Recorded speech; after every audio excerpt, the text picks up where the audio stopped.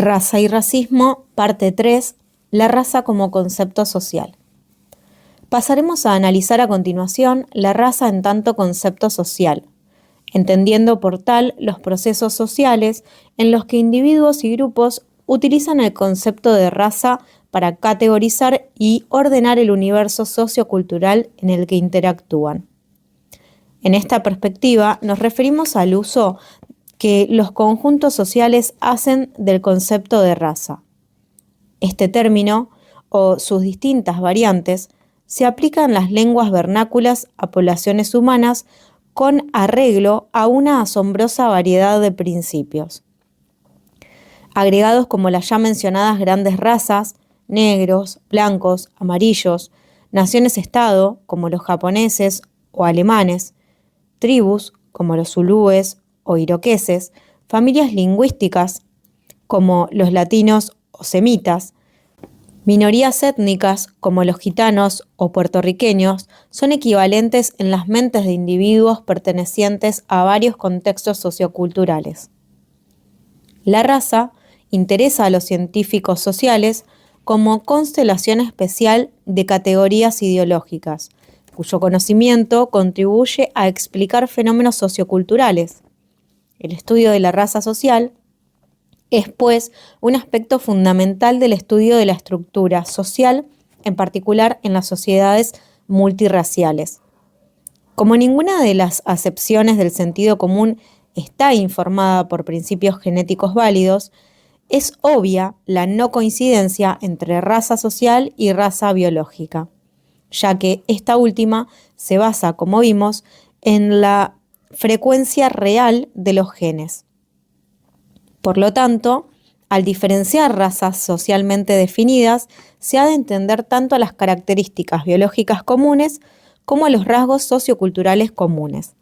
Al considerar las razas en función de la estructura social, cobran relevancia los procesos mediante los cuales los individuos se identifican a sí mismos y son identificados por otros a través de la construcción de esa identidad. Es como el grupo logra su continuidad como tal. Las razas sociales están formadas por grupos de significación subjetiva, sin limitaciones de edad y sexo. Viene dado desde el nacimiento hasta la muerte e implica determinados derechos y obligaciones, especiales de acuerdo al contexto sociocultural específico. El instrumento ideológico fundamental que mantiene la cohesión de estos grupos es la idea de descendencia. El criterio decisivo de la pertenencia al grupo viene dado por la determinación de las relaciones genealógicas.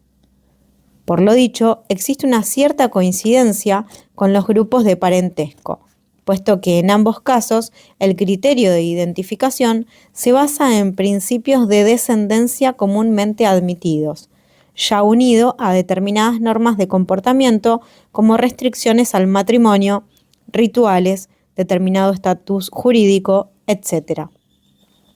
Según algunos autores, la diferencia de las llamadas razas sociales más conocidas como los judíos, gitanos y los negros, con los grupos de descendencia unilateral presentes en ambos pueblos primitivos, está dada porque estos últimos mantienen relaciones más armoniosas con otros grupos basados en intercambios exogámicos, mientras que en las razas sociales, frecuentemente, los matrimonios mixtos no son admitidos socialmente, produciendo más conflicto que armonía.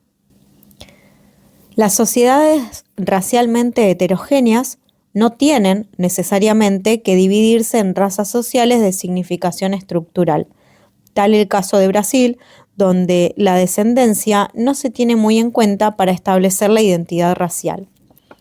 La ausencia de reglas de descendencia claras hace que se produzcan notables discrepancias en relación a la identidad de los individuos, siendo esta ambigua y fluctuante. En tales condiciones, no puede decirse que existan grupos socialmente relevantes basados en criterios raciales. Una identidad racial borrosa y ambigua puede ser un buen indicador de la falta de relevancia estructural de los factores raciales y de la descendencia. Como ejemplos de razas sociales en la Argentina, podemos mencionar a los gitanos, judíos, japoneses, mapuches, etc. ¿En qué medida estas razas sociales de nuestra población tienen significación estructural o, por el contrario, su identidad racial en algunos casos es poco clara o ambigua? Es una cuestión para indagar en cada caso particular y constituye en gran medida una tarea por hacer por los científicos sociales interesados en las formas de articulación de los grupos étnicos.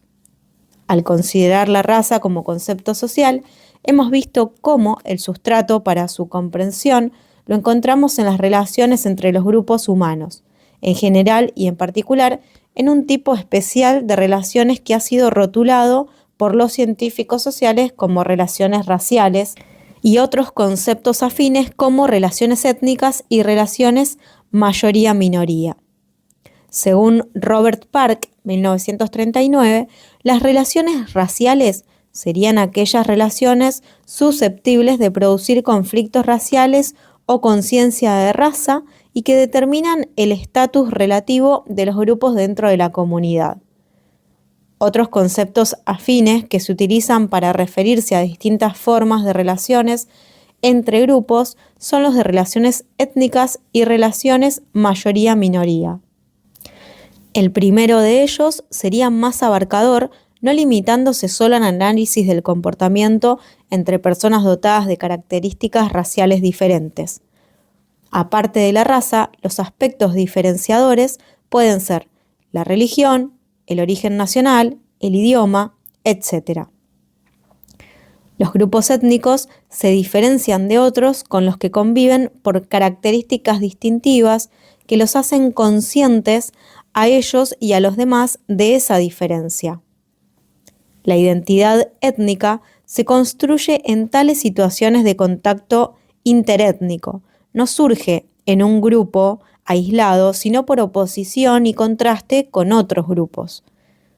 Por ejemplo, en algunas zonas de Canadá, las relaciones entre grupos de habla inglesa y habla francesa están teñidas de conflictos y de un fuerte sentimiento de pertenencia por ambas partes.